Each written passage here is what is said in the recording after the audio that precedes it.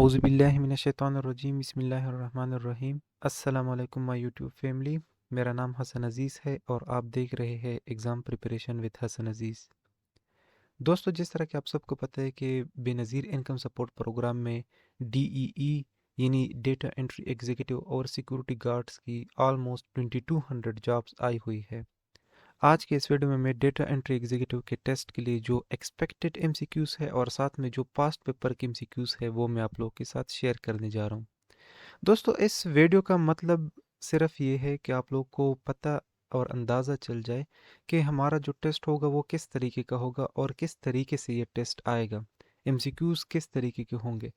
तो I hope in MCQ से आप लोग को पता चल जाएगा कि हमारा टेस्ट किस तरीके का होने वाला है और किस एंगल में हमने अपनी तैयारी करनी है, डिफ़िकल्टी लेवल कितना है और जो आसानी है, जो इजीनेस है वो कितना होता है। सबसे पहले हमारे पास जो एमसीक्यूज है वो है रिहा obtained 65, 67, 78, 82 and 85 out of 100 in different subjects. What will be the average? रिहा ने हर रिहा ने 65, 67, 78, 82 और 85 मार्क्स लिए 100 में से, यानी ये 65 आउट ऑफ 100, 67 आउट ऑफ 100, हर एक का जो टोटल मार्क्स थे वो 100 थे। अब इनका हमने एवरेज मालूम करना है।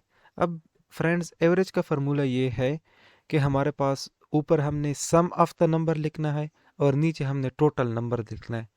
अब अगर हम इन नंबर्स का सम निकाले 65, 67, 78, 82 और 85 का, तो इससे हमारे पास आता है 377 divided by total number. Total number हमारे पास है 1 2 3 4 5।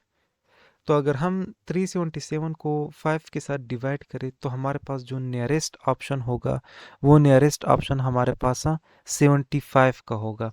तो इसमें जो करेक्ट ऑप्शन है वो करेक्ट ऑप्शन है 75।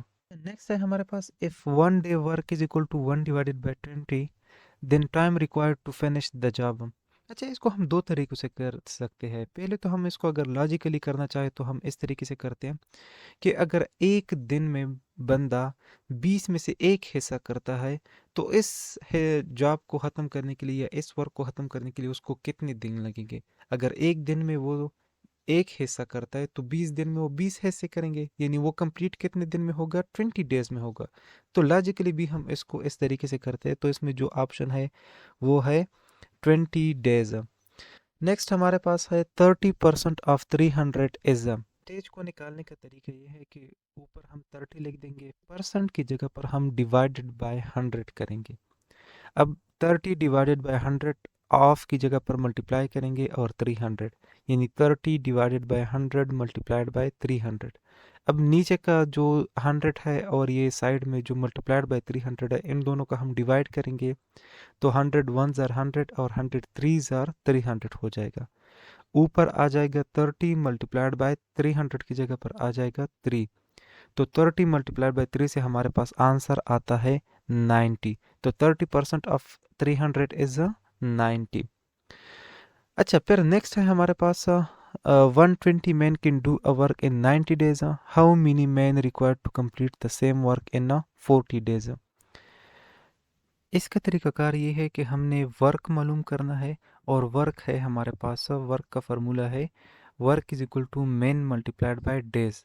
तो अब पहले हिस्से को हम देखते हैं। Work is equal to man multiplied by days. Man कितने हैं 120 और डेज कितने हैं 90। तो 120 मल्टीप्लाइड बाय 90, इससे आएगा हमारे पास 10,800। अब नेक्स्ट में हम मालूम करना है हाउ मेनी मेन रिक्वायर्ड। अब हमने वर्क को मालूम नहीं करना है, अब हमने मेन को मालूम करना है। तो अब मेन के लिए हम क्या करेंगे, men will be equal to work divided by days. Same वही फार्मूला होगा, सब सिर्फ हम उसमें रीशफलिंग करेंगे, मेन के मुताबिक बना देंगे। अब वर्क हमारे पास कितने आया था, 10,800 आया था, डिवाइडेड बाय डेज। डेज हमें कितने गिवन है, 40 डेज गिवन है। तो 10,800 डिवाइड बाय 40 से आएगा हमारे पास 270। एस्पायरेंट यहाँ पर चूँकि टाइम की कमी की वजह से मैं उसको पूरा सॉल्व नहीं कर सकता, लेकिन मैं मुंह पे यहाँ पर बता देता हूँ आप लोग को और साथ में आप लोग इसको सॉल्व कीजिएगा। फिर और ये मैथ्स के जो एमसीक्यूज़ है इसका जो सॉल्यूशन है वो मैं कमेंट में भी दे दूंगा, वहाँ पर मैं अपलोड कर दूंगा। अच्छा, फिर उसके बाद है नेक्स्ट क्वेश्चन है हमारे पास।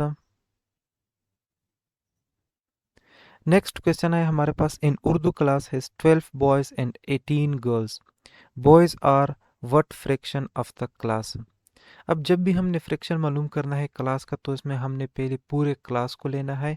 पूरे क्लास कितना है हमारे पास, यहाँ पर 12 बॉयज़ है और 18 गर्ल्स है, तो 12 प्लस 18 30 आता है हमारे पास। अब वो कह रहे हैं कि हमने फ्रैक्शन मालूम करना है, यानी रेशो मालूम करना है बॉयज़ का। तो बॉयज़ का रेशो क्या होगा, 12 डिवाइडेड बाय 30। जब हम 12 डिवाइड बाय 30 करते तो ये हमारे पास 6 भी डिवाइजिबल है दोनों। 6 मल्टीप्लाई बाय 2 इज़ 12 और 6 मल्टीप्लाइड बाय 5 इज़ 30। तो इसमें जो करेक्ट आंसर होगा हमारे पास वो होगा 2 डिवाइडेड बाय 5, जो कि हमारे पास ऑप्शन डी है।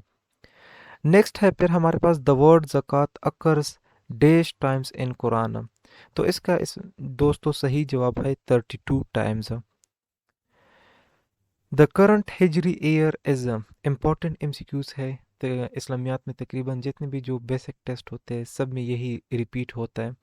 अभी जो करंट हिजरी चल रही है वो है 1447 हिजरी है। ज़बूर was revealed on which prophet, हज़रत ईसा अलैहिस्सलाम, हज़रत मूसा अलैहिस्सलाम, हज़रत दाऊद अलैहिस्सलाम, हज़रत मोहम्मद सल्लल्लाहु अलैहि वसल्लम। तो इसका सही जवाब है हज़रत दाऊद अलैहिस्सलाम। ज़बूर हज़रत दाऊद अलैहिस्सलाम पर नाजिल हुई थी, हज़रत ईसा अलैहिस्सलाम पर इंजील थी, और हज़रत मूसा अलैहिस्सलाम पर तौरात थी, और कुरान मजीद हज़रत मोहम्मद सल्लल्लाहु अलैहि वसल्लम के ऊपर नाजिल हुई थी। अदर देन हज़रत आदम अलैहिस्सलाम, which other profit was born without a father. हज़रत आदम अलैहिस्सलाम के बाद दूसरा वो कौन सा पैगंबर है जो बग़ैर बाप के पैदा हुआ था। तो इसका सही जवाब है हज़रत ईसा अलैहिस्सलाम, और हज़रत ईसा अलैहिस्सलाम की अम्मी का नाम है हज़रत मरियम अलैहिस्सलातु वस्सलाम। नेक्स्ट है हमारे पास, सिनोनिम ऑफ इनॉमली इज इर्रेगुलरिटी, और इसका जो एंटोनिम होगा वो होगा रेगुलरिटी, या स्ट्रेट भी आ सकता है, नॉर्मल भी आ सकता है, लेकिन जो इसका सिनोनिम है वो है irregularity. I am afraid dash cats, I am afraid to cats, from cats, of cats, by cats. तो इसका सही जवाब है option C, I am afraid of cats. He came to Karachi dash August 14 2024। तो इसका सही जवाब है ऑप्शन सी, ऑन। अब भी यहाँ पर इस्पारेंट जितनी भी जो हमारे पास डेट्स होते हैं और डेज होते हैं उनके साथ हम आन लगाते हैं, इन हम लगाते हैं ईयर्स के साथ और मंथ्स के साथ। अच्छा, what is the approximate area covered by Pakistan forest. Pakistan में जो टोटल फॉरेस्ट का एरिया है वो है, जो फॉरेस्ट ने कवर किया हुआ वो है 5%, जबकि जो इंटरनेशनली एक एरिया मुतय्यन किया जाता है हर कंट्री का वो होता है 25%। यानी कि मतलब हर कंट्री में 25% एरिया फॉरेस्ट ने कवर किया हो तो वो ठीक होता है। फिर नेक्स्ट है हमारे पास, the first general election held in Pakistan were in 1947, 1948, 1970, 1973। तो इसका सही जवाब है 1970। फर्स्ट जनरल इलेक्शन पाकिस्तान में 1970 में हुए थे फर्स्ट टाइम। नेक्स्ट है हमारे पास, who was the first female governor of Pakistan. Pakistan में फर्स्ट फीमेल गवर्नर कौन थी। फातिमा जिन्नाह, बेगम राना लियाकत अली खान, बेनज़ीर भुट्टो, मरियम नवाज। तो इसका सही जवाब है बेगम राना लियाकत अली खान, जो कि कराची का गवर्नर रह चुकी है। Benazir Bhutto first women prime minister थी पाकिस्तान की, और Maryam Nawaz first women CM है पाकिस्तान की। अच्छा, फिर है Baltoro glacier is located in Karakoram. ये कहाँ पर वाक़या है, काराकोरम में वाक़या है। नेक्स्ट है हमारे पास, the total length of borders of Pakistan are. अच्छा, अब मैं आप लोग को वर्बली बता देता हूँ जो पाकिस्तान के मेन बॉर्डर्स है चार। फिर आप लोगों ने मुझे उसका टोटल लेंथ बताना है कि उसका टोटल लेंथ कितना आता है, वो आप लोगों ने कमेंट में बताना है मुझे। अच्छा, यहाँ पर है जो हमारा चाइना के साथ है वो है 596 किलोमीटर, ईरान के साथ हमारा 909 किलोमीटर है, इंडिया के साथ हमारा 3323 किलोमीटर है, यानी 3323 किलोमीटर है। और अफ़गानिस्तान के साथ हमारा बॉर्डर 2670 किलोमीटर है, यानी 2670 किलोमीटर। अब इसका टोटल लेंथ आप लोगों ने मुझे कमेंट में बताना है कि ये टोटल जो बॉर्डर सिस्टम है पाकिस्तान का, उसका टोटल लेंथ कितना है। तो ये आप लोगों का काम है, ये आप लोग अभी मालूम कर लें।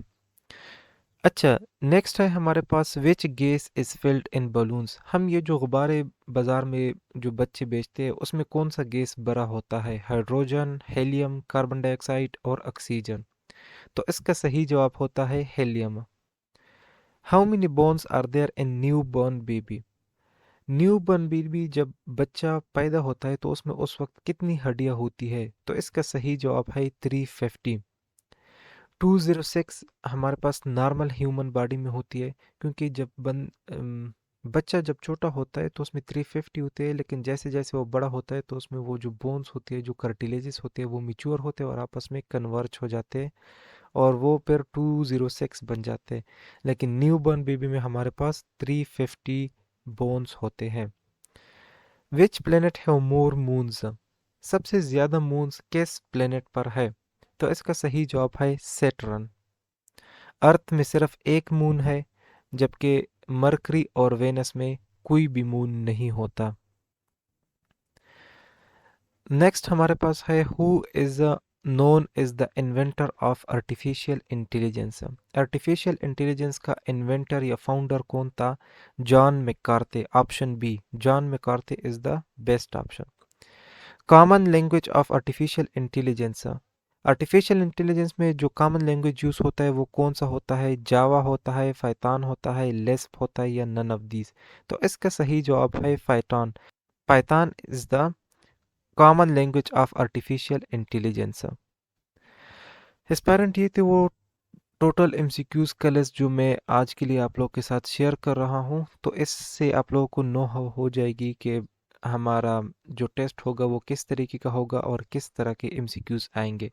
अगर आपको ये वीडियो अच्छी लगी है तो काइंडली वीडियो को लाइक कीजिए और चैनल को सब्सक्राइब कीजिए, ताकि हमारा हर इसी तरह का कंटेंट सबसे पहले आप तक पहुँचे। अल्लाह हाफिज़, अपना बहुत सारा ख्याल रखिए।